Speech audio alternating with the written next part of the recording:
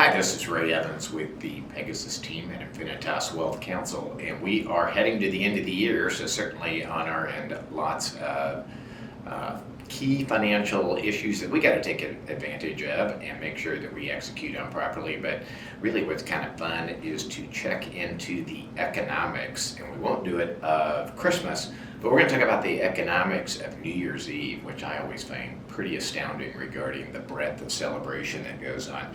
So a few key facts moving forward that are kind of interesting as we head into New Year's Eve. Global air travel is pretty amazing because it's normal for the airlines to raise their ticket prices by 25 to 30%.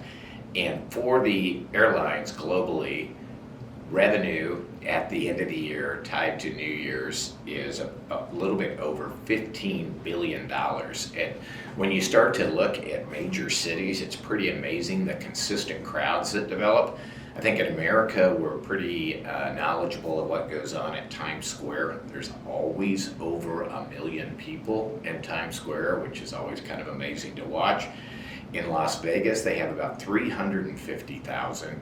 And in Sydney Harbor in Sydney, Australia, there is another 1 million people that attend New Year's Eve celebrations. So pretty dramatic. And it's interesting, I've got a good buddy who owns a bar here in Kansas City, and that's certainly one of their most profitable days of the year. And that's consistent with the industry. It's also interesting looking at high-end restaurants, how crowded they are, and the amount of steak and lobster and wine that is marked up and purchased on New Year's Eve. So it is kind of interesting too, if you look in America at adult consumers, approximately 20% tend to dine out on New Year's Eve, which I think is an amazingly big number. And so the other kind of byproduct or industry that tends to benefit a lot are fireworks. And so you tend to think of fireworks associated with 4th of July, but the fireworks industry has about a third of their business that is developed here at the end of the year. One last thing that I thought was super interesting that we found, Uber and ride sharing.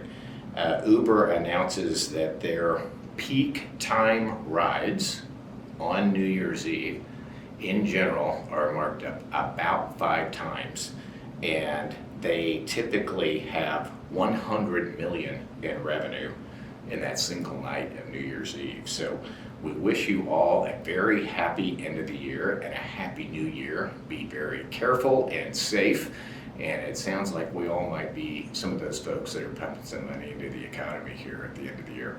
If you'd like any more information or a chart on this, ray.evans@pegasuskc.com, and I'll get that in your hands. Thanks very much and happy new year.